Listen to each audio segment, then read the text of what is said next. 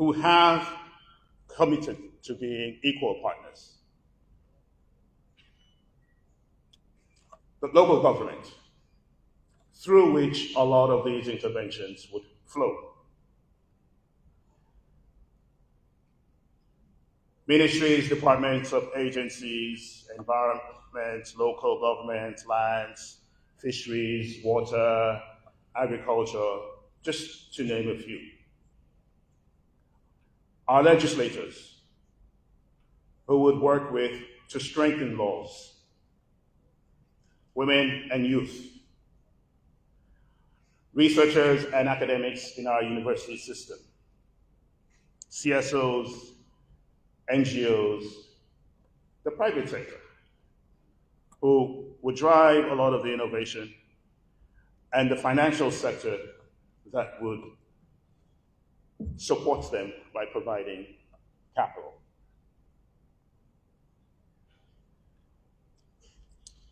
But things are happening. It may seem that the task is too big. There are people who are already doing things and taking steps to effect change.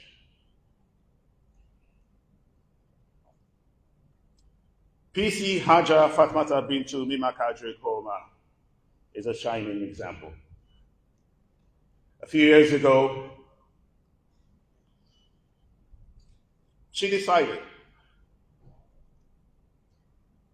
that rapid deforestation, or she came to the conclusion, and her community, that rapid deforestation is an existential problem for her chiefdom.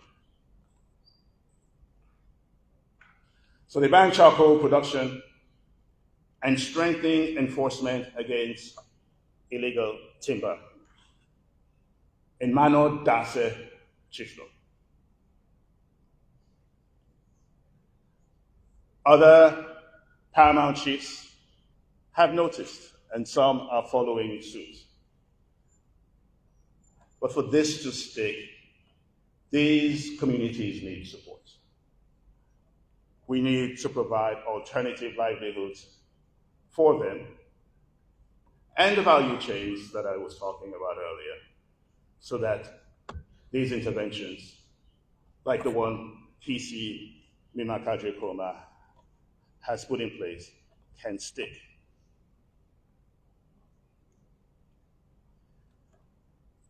It's only when we do so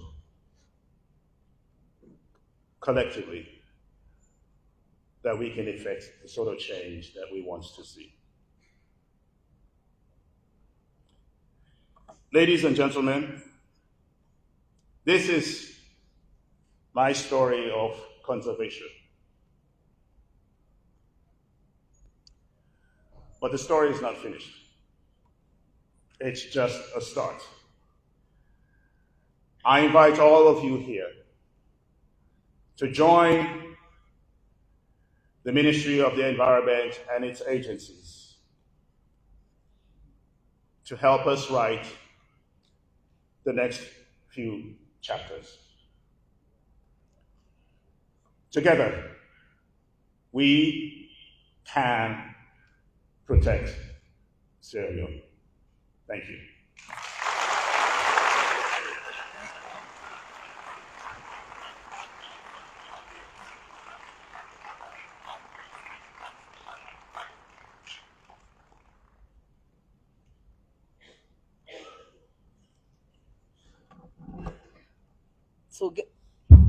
Together, we can protect Sierra Leone. Thank you, Minister, for your inspiring story and your unwavering commitment to the environment.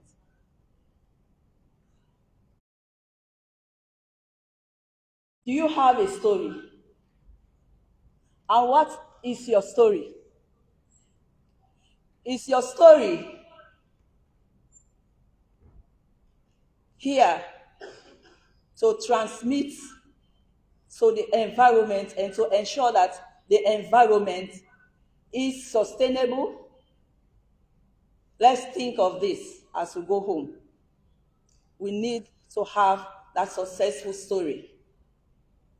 It is now my pleasure to introduce another esteemed guest whose organization has been a key partner in our climate initiatives. That is the World Bank. It is no secret that the World Bank is a partner, a revered partner to this. So on the stage, we have the World Bank manager, Mr. Abdul Muwonge, to share his thoughts on our collaborative efforts and the path forward. Mr. Abdul, you are invited to the podium. Thank you, Madam Moderator. Your Excellency, Vice President of the Republic of Sierra Leone, Dr. Mohamed Jule Jallo, Honorable Minister of Environment, Minister of Local Government, Minister of Agriculture, Fisheries, and all other members of the Cabinet present, members of Parliament, Paramount Chiefs, local councils, colleagues from the development community, all protocol observed. I would like to extend our sincere appreciation on behalf of my colleagues, the development partners, for the government to really put together this key national forum on protecting Sierra Leone. Congratulations. Well done, Honorable Minister. You deserve another round of applause. A huge one.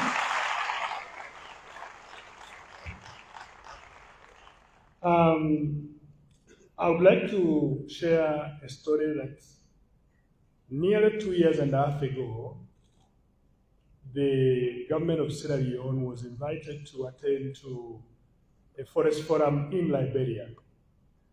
I went to Liberia with the then Minister of Environment, and when we came back, we started thinking through how such a forum would take place. In Liberia, they had already advanced the conversation, including embarking on programs to protect the forest and embedding the community at the heart of everything they do. Fast forward, I engaged Honorable Minister Gio when he took over, that this is something we really needed to do. But what really provoked my mind is one day we were going on a supervision visit, Your Excellency Vice President. We are going to Manoa Bridge. And on our way there, this is in Kailam district. The road was terrible, it was so bad. The good news is that our vehicles got stuck. And because our vehicles got stuck, we were forced to get out of the vehicles, and we left the drivers struggling to see how to get the vehicles out of the mud. But that experience is actually a true testimony of what's happening in Sierra Leone. We had to roll our boots, started walking in the mud, but on both sides of the road, we had sawmills, power sawmills in Kailam. And so on and so on. You can go on and go on and on. And then as we continued walking in the mud, literally we saw timber logs on both sides of the road being brought. So when I came back, I met with the then Minister of Finance and said, look, something needs to be done. It cannot go on like this. Essentially indiscriminate tree cutting that would result into actually adverse impacts of climate change. So, together with the Minister of Local Government, Minister of Environment and Agriculture, we embarked on discussions of how we can truly engage in a local dialogue with key people that we believe are instrumental to making change. And I have just a few verbatim testimonies from what they said, Your Excellency Vice President, when we undertook nationwide consultations in January this year. This is from Kenema. I guess it was from the chairperson, Kenema. I'm just reading from my notes verbatim. Continued felling of trees will have adverse consequences in time to come. Nature has been good for us. Anytime there is a dry season, wetlands dry out and we suffer. Our communities suffer. Mining areas have accelerated impacts of climate change, referring also to artisanal miners with endless sand mining. Because they want money, they do this and move from one place to another, changing the course of rivers. We can only stop this if we take action. We can pray to God, we paramount chiefs, local councils, make bylaws and implement, but we really need to take collective action. That was from Canada. Now, from the district chief in Port Local, it is not time to make commitment. We are tired of commitments. It is time to take real action. Without the environment, we cannot get food, clean air. If we don't protect the environment, we are losing.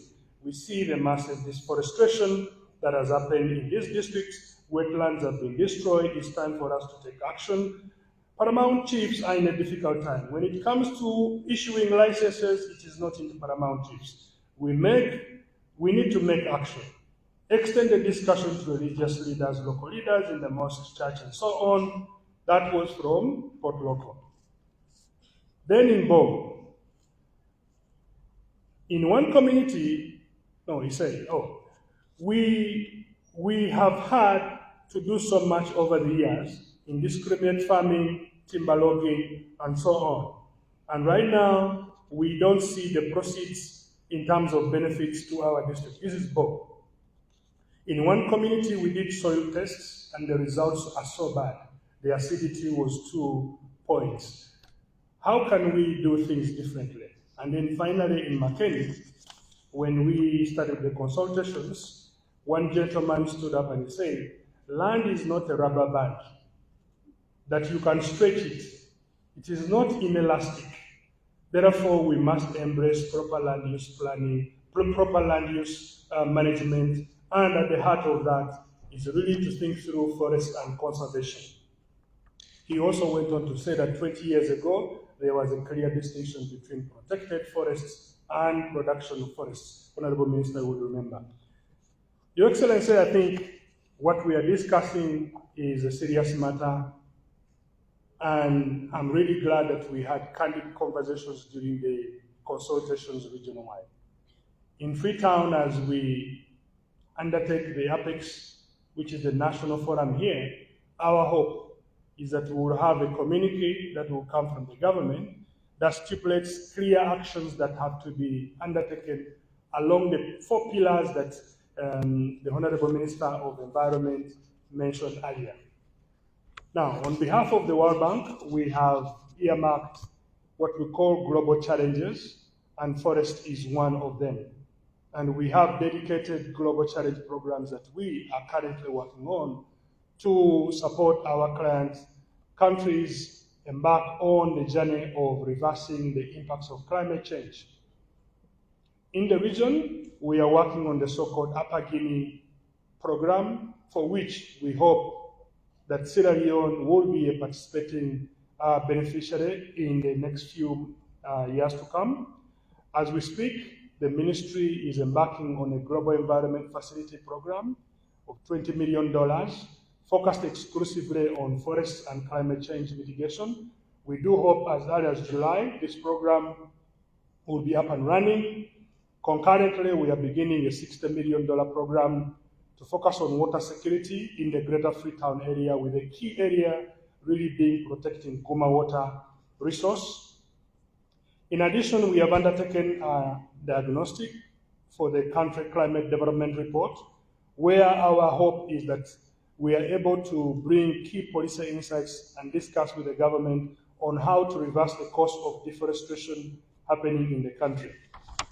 On that note, I would like to extend once again heartfelt congratulations messages to the government and the Minister of Environment, Minister of Local Government, who have demonstrated the teamwork to really walk the talk in this journey.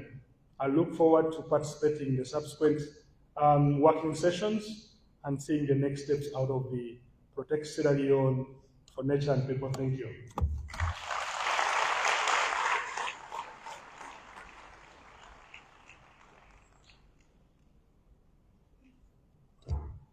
Thank you, Abdul. We need commitment, we need action, and we need alternative livelihood support for our community members. Thank you, Abdul, again for your insightful remarks and continued support in our climate action endeavors. Next, we are honored to have with us Daniela Rake, Vice President of Conservation International, a leading organization in global conservation efforts. Conservation International, renowned for its impactful work across more than 17 countries, here have envisioned a sustainable future for Sierra Leone and is exploring the establishment of an office here to partner with us in realizing this vision. Please join me in welcoming Daniela to the stage to share her thoughts on the impacts and crucial role that partners can play in the Protect Sierra Leone initiative. Daniela, you are welcome.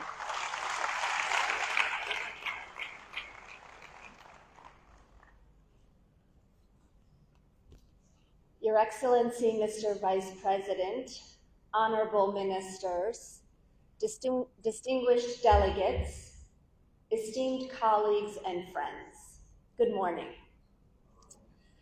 It is both a privilege and a true honor to be here with you today on behalf of Conservation International. I stand before you deeply inspired by the vision that Sierra Leone has set forth for a sustainable and resilient future.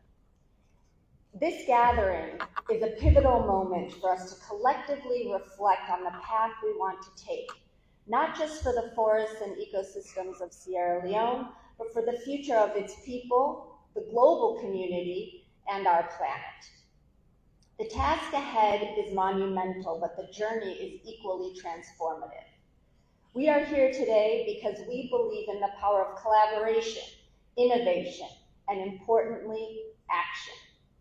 Today, I would like to share Conservation International's strong support for Sierra Leone's conservation and climate vision, as well as the critical role we all play in ensuring that this vision is realized. At Conservation International, we are proud to fully support this ambitious vision for a sustainable and resilient future. Sierra Leone's commitment to preserving its rich biodiversity is not just a local priority, it's one that has far-reaching global implications. This country's natural heritage is one of its greatest assets, and we are proud to support its preservation for current and future generations.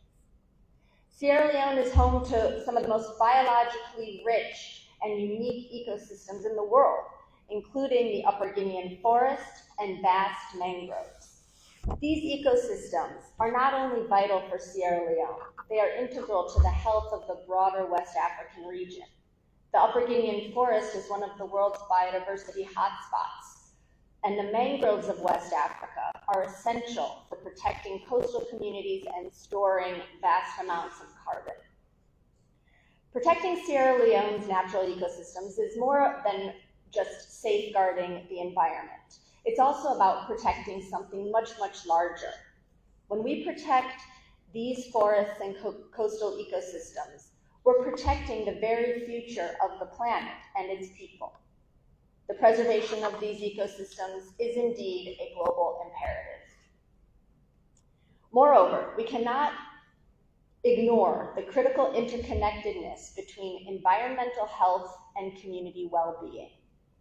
For years, Sierra Leone has witnessed the devastating impacts of health crises like Ebola and Mpox. These outbreaks are often linked to the degradation of natural habitats and the loss of biodiversity. By protecting nature, we're also safeguarding human health.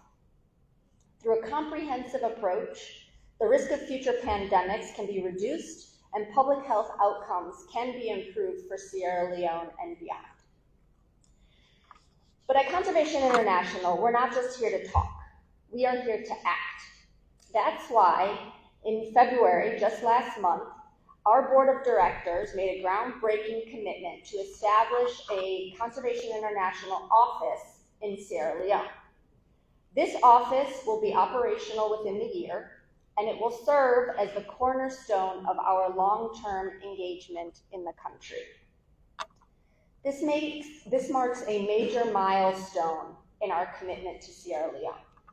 With a local presence, we'll be able to provide more direct and tailored support for Sierra Leone's conservation efforts, particularly around the critical 30 by 30 target, conserving 30% of the country's land and water, as well as restoring 30% of degraded lands.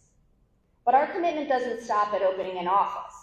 Our presence will enable us to provide critical technical expertise, resources, and partnerships that are essential for achieving the goals that we've just heard the minister describe. We plan to collaborate closely with local communities, government agencies, and other stakeholders to ensure that we build a foundation for long-term sustainable change.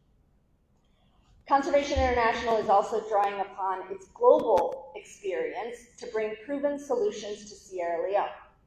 For example, in Liberia, we successfully implemented the Blue Ocean Program, which integrates marine conservation with sustainable livelihoods for coastal communities.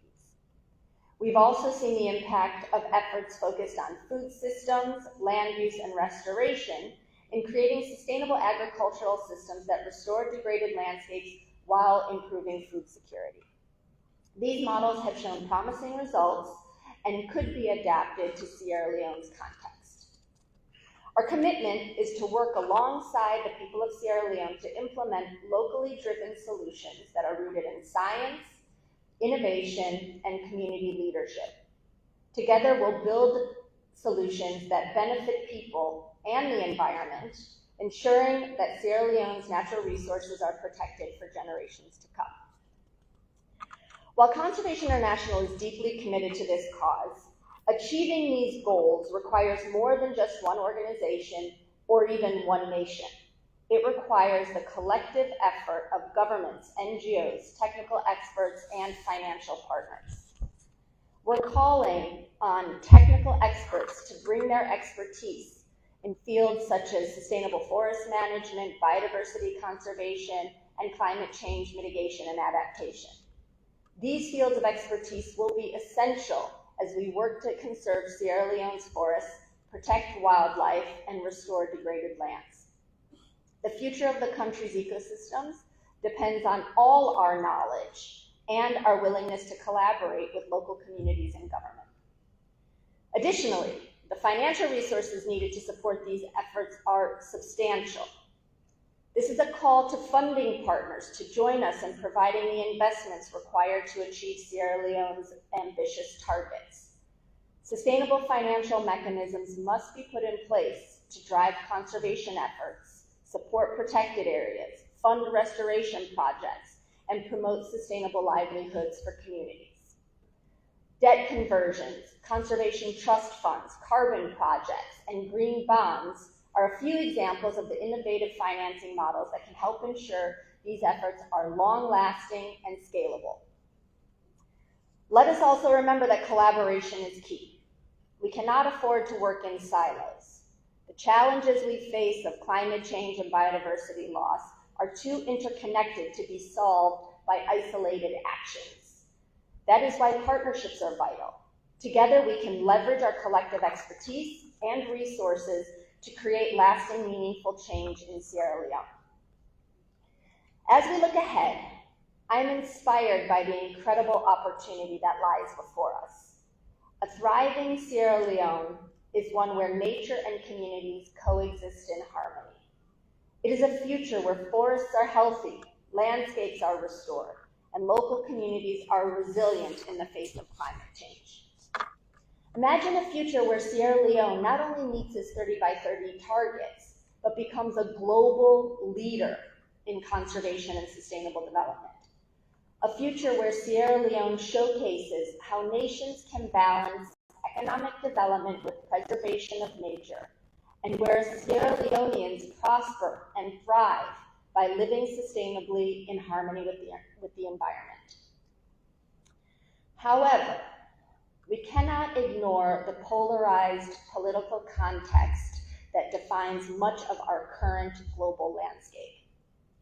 Climate change and environmental degradation are often viewed through the lens of political divisions, and international agreements are frequently held back by national interests and geopolitical tensions. Yet the reality is, these challenges are not bound by borders. Climate change and biodiversity loss affect every nation, regardless of political affiliation. The environment knows no political boundaries, and neither should our efforts to address it.